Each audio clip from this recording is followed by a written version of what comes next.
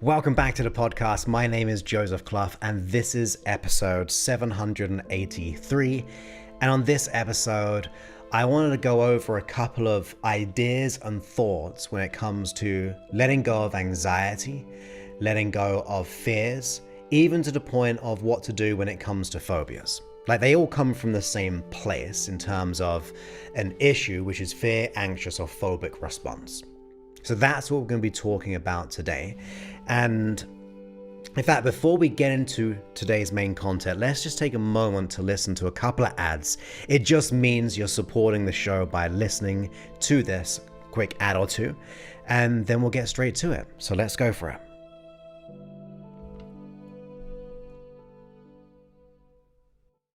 Are you ready to transform your life in the most amazing way? If so, go ahead and download my free hypnosis app, where you can listen to hundreds of free coaching and hypnosis audios at your convenience on your phone. Create your own hypnosis sessions. That's right, all custom and tailored to your needs. Listen to hundreds of hypnosis sessions. Truly transformational, where you can transform in the day, and also, of course, you can transform as you go to sleep by toggling over the sunshine to the moon, and it will guide you off to sleep effortlessly.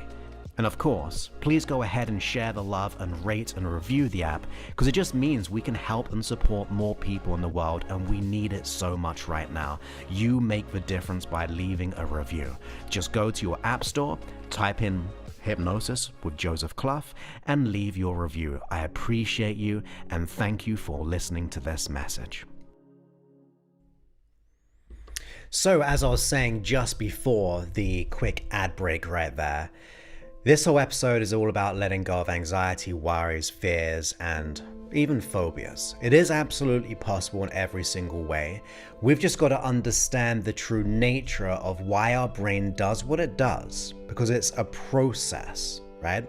It's not who you are, it's a strategy that is being created and maintained at an unconscious level. So, if we think about anxiety, it's a fear of all the things which could go wrong. Like, I don't want this to happen, I don't want that to happen.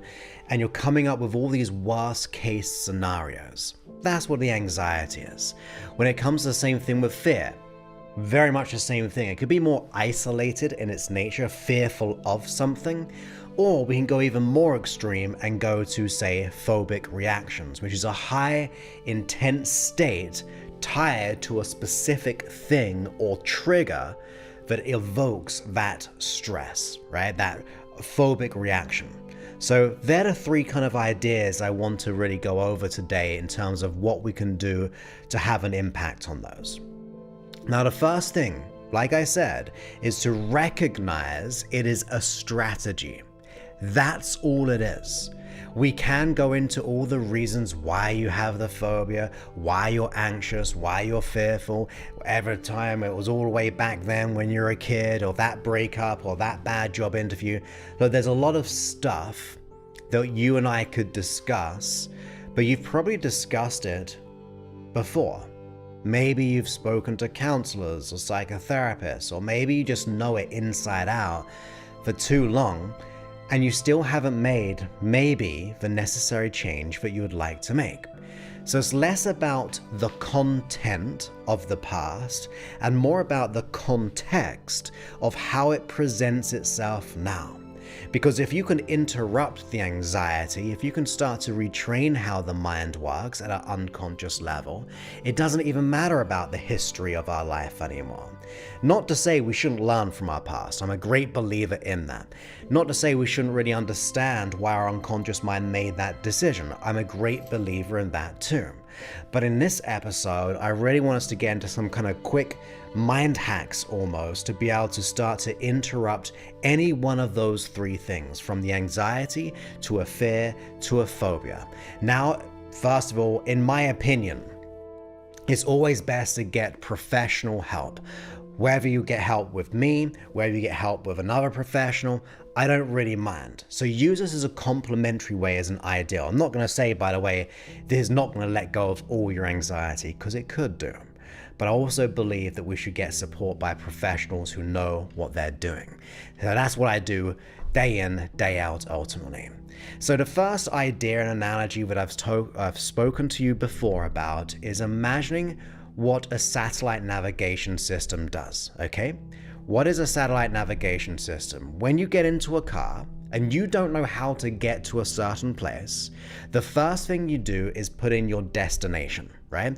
The destination as to where you're heading and what you're doing. You don't know how to get there, but the system does. The computer does. So it figures out the route of how to get you from where you are to where you want to be. And it's all about the destination. That is the key component. Yes, the current location, but the destination. That's the real key component. So that is focusing on the absolute ideal destination as to where you want to be. I know you're saying, look, Joseph, we know how a satellite works. We know how GPS works. Well, think about it in the context of the brain now. In the context of anxiety. Anxiety is focusing on all the things you don't want to happen. In other words, it's focusing on all the destinations that you do not want to go to. Now, if you see it that way, you go, oh my goodness, my brain is focusing like a GPS, but visiting every village. We're going to Fear Town, we're going to Anxiety City, we're going to Fear of Failureville, all these different places, right? We're going to all these different places, and they're places we don't want to go to. So we've got to get into our brain that actually, although we understand why the anxiety happens, or why fear happens, or why phobias happen, because we know they're trying to protect us, they're trying to keep us safe. You see, if you try to think of all the worst case scenarios, it means you're trying to unconsciously pre-plan ahead as to know what to do in case it happens. The sad truth is, it rarely ever happens. So think about yourself as that your unconscious mind as being a little GPS system, and it's putting in the destinations of all the places you don't want to go to. So as a quick fix, as soon as that anxiety comes into play, you've got to then go ahead and focus on what you want. Now, I'm not going to say it is easy. It's not going to be immediate in how that anxiety disappears, because you have had maybe programming for years or decades, ever since you're a kid maybe. But if you think about what I said in the beginning, it is a strategy. Starts off and it finishes somewhere. So therefore, we need to interrupt that strategy. And that goes into the next thing of triggers. You see, anxiety, fear, or phobia, there's a trigger. Without the external world, therefore, we wouldn't have that phobia, right? Because nothing else exists. If we wouldn't have that anxiety, because nothing else exists, because we are everything. If we only existed in reality. But the fact there's other components, the external world, it must mean there are triggers to something. Let's say, for example, in the phobia, maybe it is a phobia of a dog or flying. Every time I see the dog, I feel the phobic reaction. Every time I think of that interview, I have the fear. Whether I see it in reality like the dog, or whether I think about the interview, it is a trigger to evoke a certain emotional response that is displeasing to us, but once again, it is a strategy. So what do we do here? How can we start to change any one of those things, from the anxiety to the fear to the phobia? Understanding the nature of your brain. As I said, the trigger creates a feeling of fear. Maybe it is also something a bit deeper than that. Not necessarily deeper, but let's just say more detailed, which is internal dialogue. I see this and I go, oh my goodness, there's a dog. I see that interview, oh my goodness, I'm going to get rejected again. Notice how you interact with the external triggers that you have. Break it down. It's not as simple as see this, feel anxiety. There may be other components. You may be creating images in your mind. For example, I was invited on a TV show in England. For those in England, it was the ITV Tonight Show when it was kind of pretty popular. And I was invited to let go of phobias, and I had to do it within 5 or 10 minutes, even though they had them for years. And there was a snake, there was a dog, there was a tarantula, and a rat. They only showed a few of those. But ultimately, I had to replan and rewire how their brain worked. And it wasn't about going over their history. It was about interrupting the pattern. What could I do that every time they see the dog, in this case, they would see the dog and go, oh my goodness, it's going to hurt me. And they'll be creating these amazing but not very pleasing images of the dog, despite the dog not being like that. When we think of the interview, we may be thinking of people looking down upon us, judging us, that fear of higher authority and so on. We're creating these illusions in our mind. We could call them distortions. We could call them aspects of deletions, as we're deleting aspects of true reality. We may also be generalizing based on our past experiences we've had. If I've had 5, 10 bad interviews, I'm going to generalize what's going to happen in the next one. But whether if you delete, distort, or generalize, whether you make up images in your mind, whether you have that internal dialogue, whether you have that feeling located in a certain part of your body, like the chest or the shoulders or the gut, the stomach, you have to pay conscious attention to this. You see, this is an unconscious strategy. The phobia, the fear, the anxiety is an unconscious strategy. It's a process. And you cannot change it if you don't understand it. If you don't know how it works, how are you meant to change it? So think about it. How do you know it's time to have a phobia? How do you know it's time to be fearful about X, Y, Z? How do you know it's time to be anxious about X, Y, Z? You get to understand that. There may be many variables or triggers, but the more you map it out, you have the ability to break it down and interrupt it. Now let's take anxiety, for example. We said, as the analogy, it's like going into your car and you having to manually input all the places, all the Fearville, all Fear City, all Anxious County, all the ones I said, in the GPS satellite navigation system in the hope that you get to the end outcome. So that's what we're doing. So one way to interrupt that is not to just focus on the positive, like I said in the first place. When this happens, I should be focusing on my ideal outcome. Another strategy is to be more stoic in nature. Now, when it comes to stoicism, it's more about being aware of those things and not keeping them in your mind, getting them on paper, and then going, objectively, is this real? Is this likely to happen? And what you'll begin to notice when you see it in a more objective point of view, when you see it in a way on paper, you'll start to realize that actually 50, 60, 80, 90% of those scenarios would never happen. Or if they did happen, it's not that bad.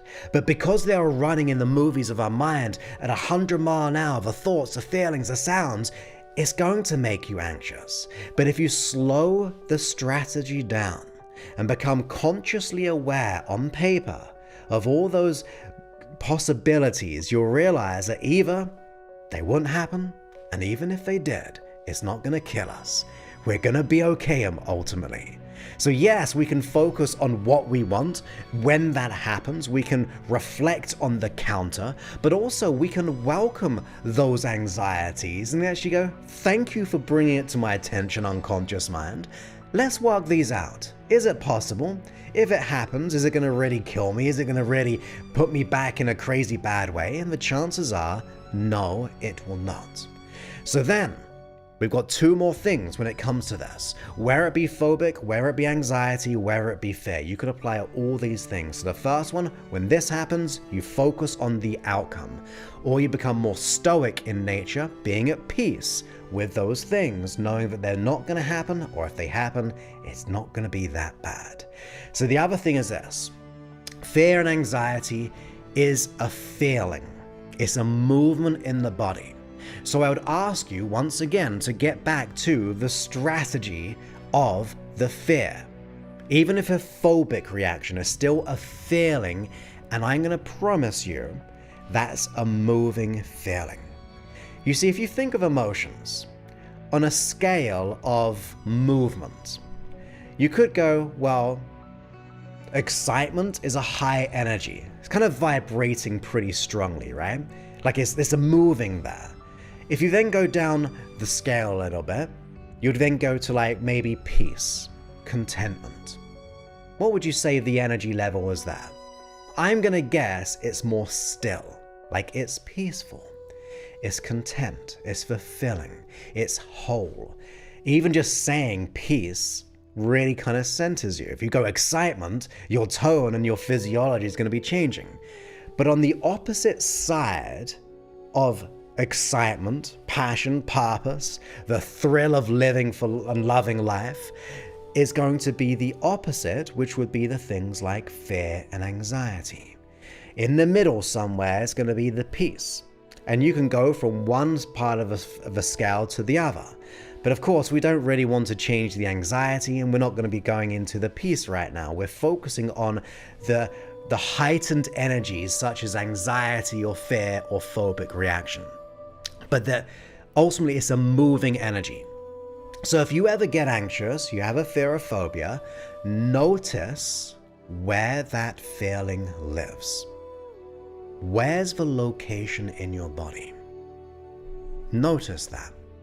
And as you notice it, even when it happens, or if you recall it, if you want to do a little bit of an idea kind of mindset shift now, you can do, but you can do so when it happens as well. Notice where you usually feel it, and notice, if you're remembering it's be harder, when you're in the moment it'll be easier, but notice the location, and if you were to notice, which way would it move? And that's a weird question, because we don't think about it that way. But as I said, if it's peace, it is still. If it's excitement, it's moving. If it's anxiety, fear, or phobic, it's moving. So notice the movement. There's going to be a spin attached to it. Have you noticed there's a lot of things about spinning? And what I mean by that, we at the smallest level are spinning. Like the molecules, the atoms, they're spinning around each other. But wait, if we go bigger and bigger and bigger, we're on this globe which is spinning. We're in a universe which goes around, goes around the sun, the Earth. And then the sun is going around a bigger level, and then the universe is always in this movement, this cycle, right? And you think about, we go through cycles, where it be the seasons, where it be physical cycles. These are movements, and they kind of start and they happen again. So think about that. It's weird, but stay with me. If you imagine that emotion, that fear, residing in your body, and notice which direction would it spin. And then imagine it coming outside of your body for a moment. As if you were to see that fear, that anxiety or phobic reaction in front of you, and notice that it's spinning in that direction, and put a color to it. And as you put a color to it, what would happen if you started to slowly spin it in the other direction, spinning in the most beautiful color that you can imagine? So that feeling out there is now spinning in a different location, and it's moving into a different color. And you can slow it down, or if it feels really good, like excitement, you can speed it up. But notice it. And as you notice it, you can then always bring it back inside of the body where it used to live, but because it's spinning in a different direction, you've changed the color. Therefore, you're changing the association in your unconscious mind. It can take a few times. There's extra steps to this, but it's a whole big process. Like I do in like 45 minutes or so, and it's within my program. But ultimately, by just practicing that, what you're doing is you're interrupting the pattern. When it happens, you notice the spin outside of you, spin it the other direction and change the color. And then the last thing, where it be phobia, where it be anxiety, where it be fear, the beauty of the mind is that it has a hard time telling the difference sometimes. I'll tell you why. Watch a movie, which is say like a thriller. What do you feel? If you're a master at it, what do you feel? Well, you feel the thrill. You know it does not exist. You know that it's made up. But you are so immersed in the story or the movie or the book, you feel those feelings despite it not being real. There are many different scenarios like that. And the exact other scenario is anxiety and fear and the phobic reaction in itself. It is happening in here. We think it's real. Subjectively, we experience it, but it's not objective. So, what we have to do is this. If your unconscious mind is like the satellite navigation system focusing all the places you don't want, or every time you see that dog, for example, as a phobia in your mind, you don't like the way that is, or fear about something, going for that job interview, here's what you're going to do. You're going to rehearse your day or that experience in a very uniquely different way than before. Just like that. What's going to happen is you're going to imagine in your mind as if you're looking through your own eyes before you start that situation, but suddenly you're going to dissociate yourself. If you think of fears, phobias, and anxieties as highly associated, in other words, you're in the moment. And if you're in the moment, you feel the feelings. So this time, as you dissociate from yourself, even if you're not great at imagining things, you see yourself over there going throughout that experience. Now, if you're dissociated enough, you don't feel feelings. And if you don't feel feelings, you don't feel anxiety, you don't feel fear, or you don't feel phobic. So what you begin to do is see yourself going through that situation, going throughout your day, exactly how you would like to in that dissociated way. And you do this a number of times. It may take 5 times, rehearsing your day, seeing yourself going through all the situations exactly how you would like to be. Not what the anxiety would do, but exactly how you'd want to be, how you'd want to look, how you'd want to speak, how you'd want to feel, how you'd want to go through that situation in the most undeniable way. And then you do it another time, another time, and another time. And because the unconscious mind has a hard time of distinguishing between what is imagined and true, there are tons of studies about this, wherever you go into nocebos, placebos, it's all out there.